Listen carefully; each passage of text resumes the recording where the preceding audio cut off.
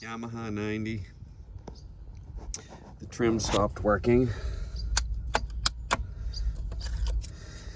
The fuse panel is behind this black cover that says fuse on it. I'll push down tab here, push down tab over here. There's another one on the bottom that you don't need. These are your fuse holders, green, yellow, yellow, yellow. This tells you what the fuses are doing.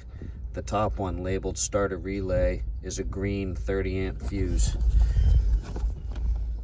Push this tab right here. Slide the cover off.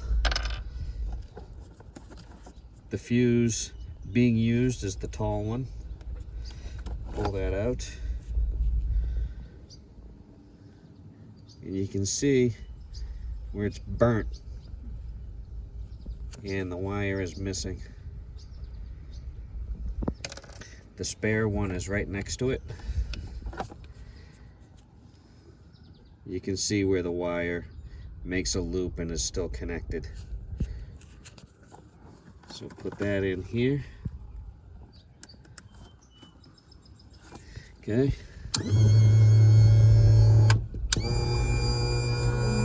Now your trim works again.